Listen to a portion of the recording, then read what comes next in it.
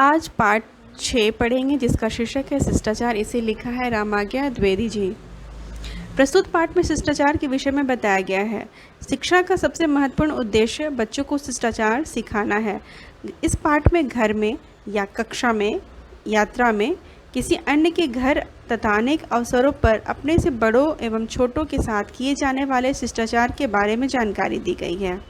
प्रत्येक पाठ का उद्देश्य होता है। इस पाठ का भी उद्देश्य है। इस पाठ का उद्देश्य है बच्चों को अपने से बड़ों, मित्रों तथा छोटों के साथ किए जाने वाले व्यवहार के साथ साथ समाज में सामाजिक एवं कानूनी ढंग से उचित माने जाने वाले व्यवहार की शिक्षा देना है। अब पाठ को विस्तार से पढ़ेंगे। मेरे पड़ोस में 2 बच्चे रहते हैं, संदीप और संजय। लेखक के पड़ोस में 2 बच्चे रहते हैं, संदीप और संजय। संदीप जब कभी मेरे पास आता पहले हाथ जोड़कर नमस्ते करता, फिर चाचा जी कहकर मुझसे बात करता है।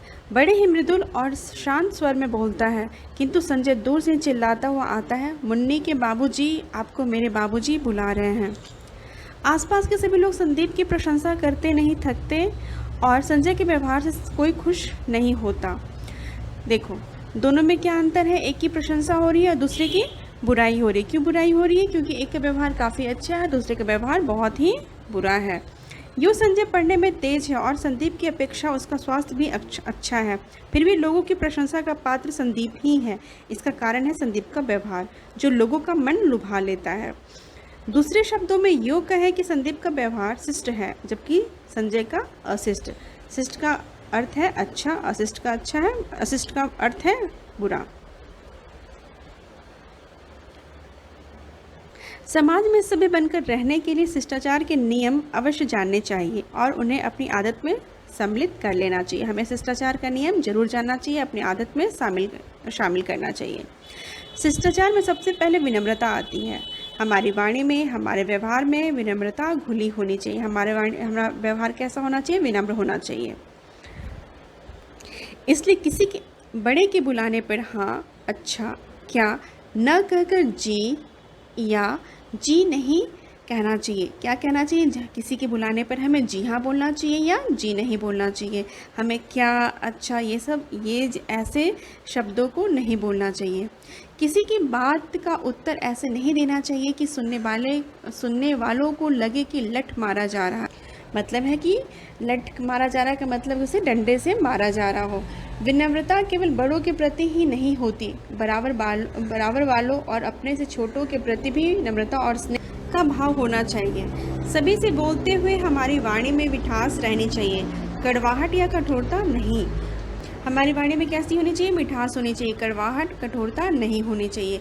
विनम्रता केवल भाषा की वस्तु नहीं, बल्कि हमारे कर्म में भी विनम्रता होनी चाहिए। मतलब हम जो कर्म करते हैं उसमें भी विनम्रता होनी चाहिए। अपने यहाँ किसी के आने पर हमें उसका प्रसन्नता से स्वागत और यथोचित सत्कार करना चाहिए। अगर हमारे यहाँ कोई आ जाए तो हमें खुश होकर उसका स्वागत करना चाहिए और जितना हो सके, हमसे जितना संभव हो, उस उचित सत्कार, आवभगत स्वागत करना चाहिए। अपने से बड़े व्यक्तियों के बैठ जाने के बाद ही हमें बैठना चाहिए। हमें क्या करना चाहिए? जब हमारे घर में हमें कोई बड़े आए तो उन्हें पहले हमें खड़े हो जाना चाहिए। उनके आने पर उनके बैठ जाने के बाद ही हमें बैठना चाहिए। बस या रेल में किसी महिला को खड़ी देखकर अपनी सीट उन्हें दे देना शिष्ट व्यवहार होता है। विनम्रता और दीनता में अंतर है। विनम्रता और दीनता में क्या है? अंतर है। विनम्र होते हुए भी हम अपने स्वाभिमान की रक्षा कर सकते हैं। विनम्र का व्यवहार का अर्थ है चापलूसी नहीं है। विनम्र का व्यवहार का अर्थ चापलूसी नहीं है। यदि कभी यह महसूस हो कि हम जिसके प्रति हम विनम्र हैं वो हमारा तिरस्कार कर रहा है, तिरस्कार का अर्थ है अवहेलना, अनदेखा, अथवा हमें दीनहीन जानकर हमारे प्रति दया भाव प्रकट कर रहा है, तो उसकी कृपा प्राप्त करने की कोशिश हमें नहीं करनी चाहिए। अगर कोई हमें लगे कि वह हमें दीनहीन समझ रहा है, कमज़ोर समझ रहा है, तो हमें उसकी कृपा नहीं प्राप्त करनी चाहिए। शिष्टाचार का दूसरा विशेष गुण है दूसरों की निजी बातों में दखल न देना। एक दूसरा विशेष गुण क्या है? अगर कोई दूसरे व्यक्ति हो, उनके अपना निजी मामला है, उसमें हमें दखल नहीं देना चाहिए। हर व्यक्ति का अपना एक निजी जीवन होता है, इसलिए हमें अकारण किसी से उसका वेतन, उम्र या जाति पूछने से बचना चाहिए। यदि कोई कुछ लिख रहा है तो झाँक कर उसे पढ़ने की चेष्टा करना भी अनुचित है। किसी के घर या दफ्तर जाने पर उसकी वस्तुओं को बिना पूछे उलटने पलटने लगना, ये भी अशिष्टता है।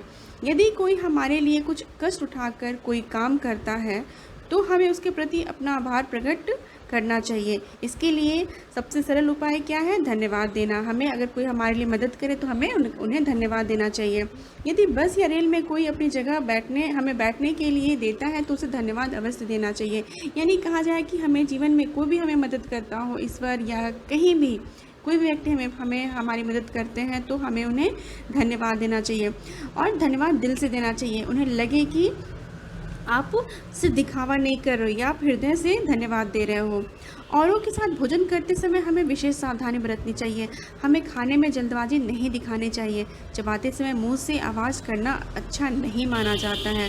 अपने से बड़ों के भोजन समाप्त कर लेने पर भी खाते रहना उचित नहीं है।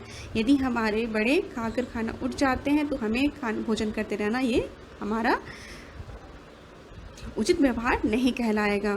यदि हमारे घर कोई अतिथि भोजन कर रहे हों तो उनकी रुचि का भोजन बनवाना उचित है, पर जब वे खाना खा रहे हों तब उनके मना करने पर भी रोटी पूरी आदि उनकी थाली में ज़बरदस्ती डालना नहीं चाहिए।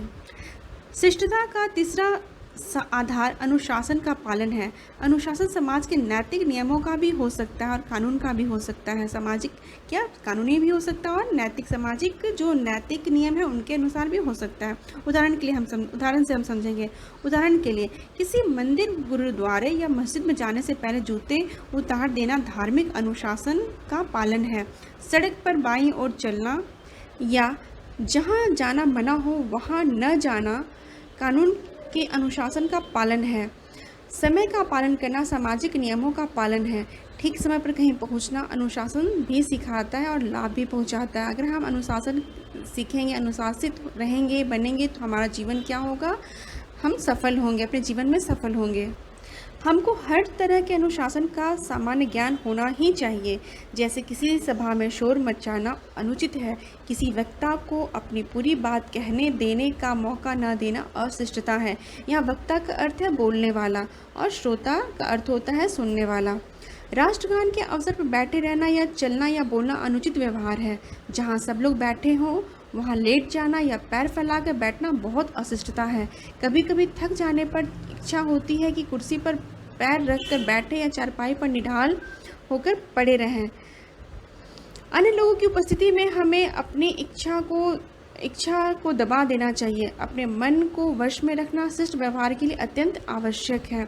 संक्षेप में हम कह सकते हैं कि शिष्टाचार वह व्यवहार है जिसके करने पर दूसरों के तथा अपने मन को प्रसन्नता होती है। इसके विपरीत अशिष्ट व्यवहार से दूसरों का दिल दुखता है और उससे अंत में हमें भी हानि ही होती है।